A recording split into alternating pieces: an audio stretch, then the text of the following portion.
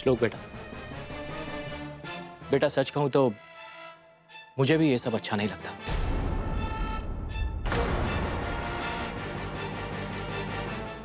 हमारे पढ़े लिखे होने का क्या फायदा कि आज भी हम इन अंधश्रद्धा में उलझे हुए हैं। श्लोक, तू जानता है मुझे ये सब पसंद नहीं।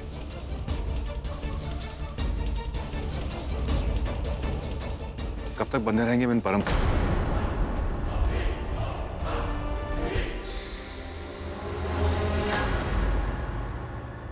काका, मैंने हमेशा से आस्था को यही कहा है, किसी चीज की कोई जबरदस्ती नहीं है,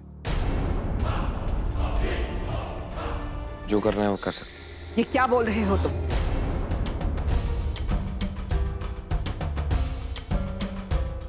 आस्था को रस्म निभानी होगी।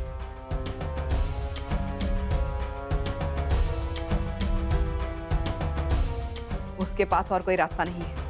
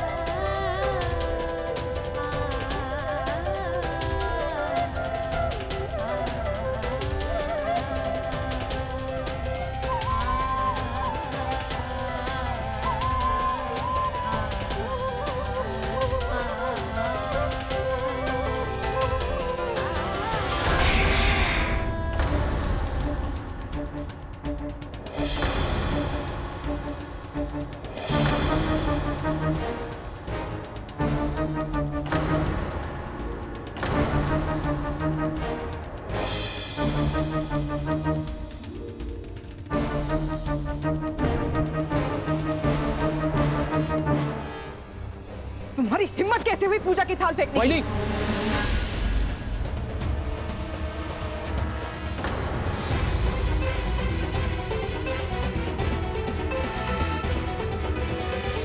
ये क्या कर रही हैं आप? घर की बहू पे हाथ उठाना शोभा देता है आपको? भाऊजी,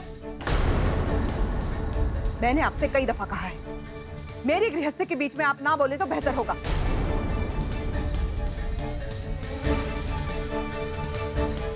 इस लड़की को कई बार समझाया, फिर भी इसकी अकल ठिकाने नहीं आती।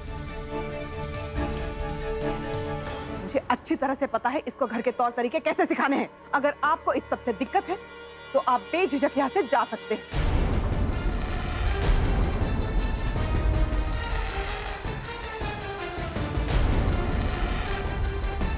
मैं या कोई और आपको नहीं रोकेगा।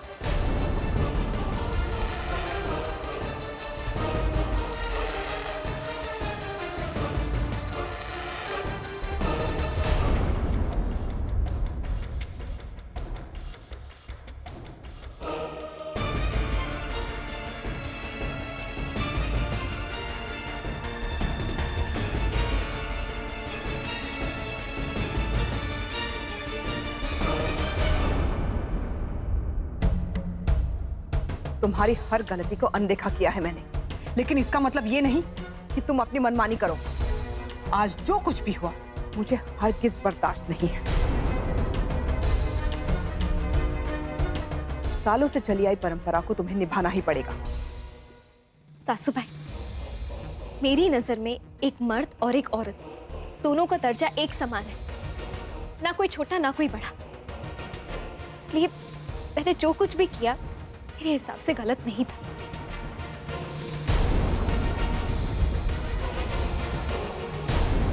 बीच में बोलने के लिए माफी चाहता हूं, लेकिन मेरे यहां रहते हुए मैं आपकी बेइज्जती होते हुए नहीं देख सकता। वो भी एक कल की आई हुई दुल्हन के हाथों। लेकिन ये आपके घर का मामला है, मेरा बीच में बोलना ठीक नहीं होगा, इसीलिए हमें इजाजत दीजिए।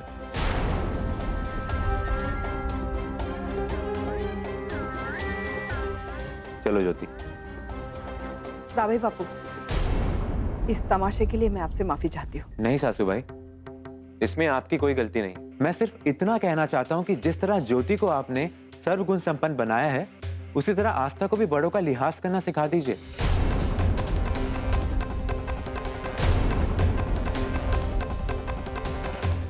अंजलि जी, समझाइए इस लड़की को।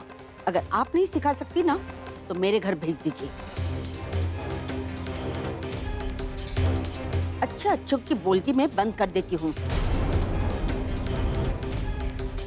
बस आप आज्ञा दीजिए।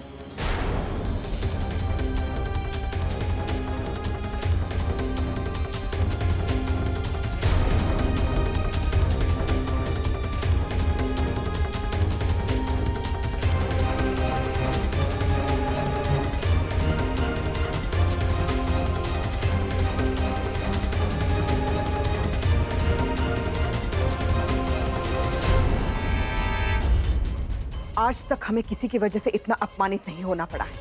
आज तुम्हारी वजह से मेरी बेटी के ससुराल वालों के सामने हमारा सर शर्म से झुक गया। ऐसा तो तुम्हें ज्योति के साथ बहुत हमदर्दी है। आज क्या हो गया? तुम्हें इस बात का अंदाजा भी है उसे किस तरह की बातें सुननी पड़ेगी? सासूबाई, मैं जानती हूँ मैं इस घर की बहू, और इस घर की परंपरा या रिवाजों को निभाने में मुझे कोई प्रॉब्लम नहीं है, क्योंकि अगर इस घर की इज्जत पर कोई दाग लगता है तो वो मेरे दामन पर भी लगेगा।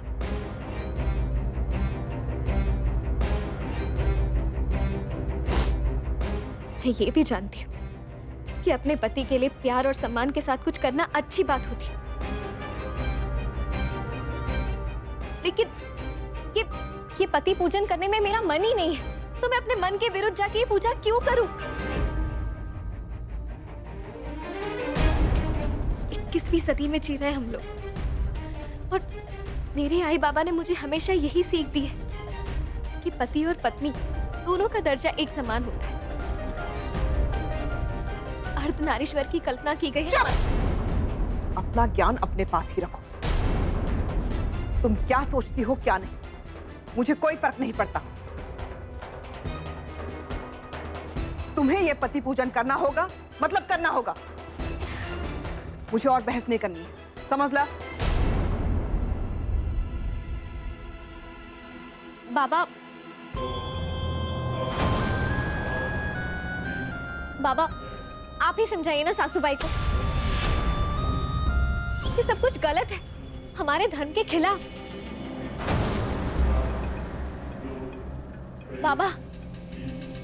कुछ कहिए ना।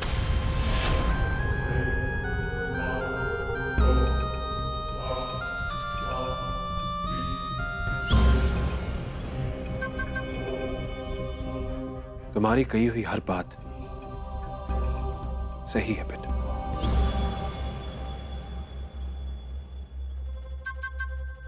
मैं समझ सकता हूं। साहिब,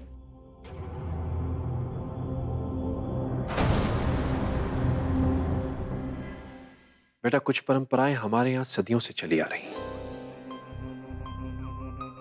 मैं मानता हूं कि वक्त के साथ सब कुछ बदल जाता है, लेकिन ये परंपराएं ही तो हैं जो हमारी पहचान हमें देती हैं।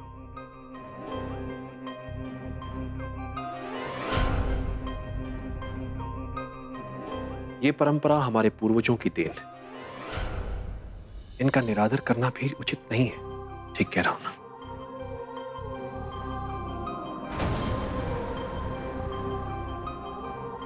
परंपराएं कभी गलत या सही नहीं होती, क्योंकि उनसे हमारा विश्वास जुड़ा होता है।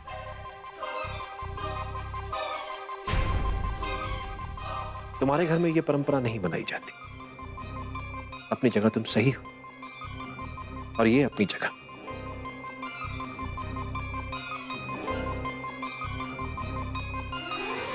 मैं जानता हूं कि तुम्हें कष्ट हो रहा है, अजीब भी लग रहा है, लेकिन बेटा, ये परंपरा हमारे लिए अब प्रथा बन चुकी है।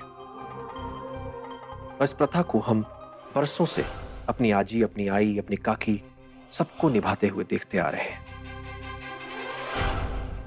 अगर तुम भी इस प्रथा का पालन करोगी तो इससे तुम्हारी इज्जत कम नहीं होगी, बल्कि बढ़ जाएगी। ये पति पूजन इस बात का प्रतीक है कि पत्नी पति से कहीं ज्यादा सहनशील और शक्तिशाली होती है।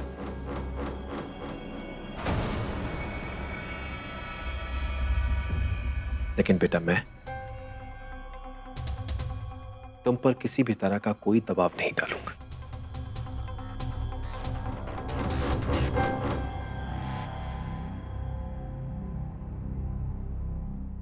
बाबा, मैं आपकी सोच और इस परंपरा की बहुत इज्जत करती हूँ, लेकिन अगर आपने ये फैसला मुझ पर छोड़ा है तो मेरा स्वाभिमान मुझे ये करने की इजाजत नहीं देता। मैं ये नहीं कर सकती।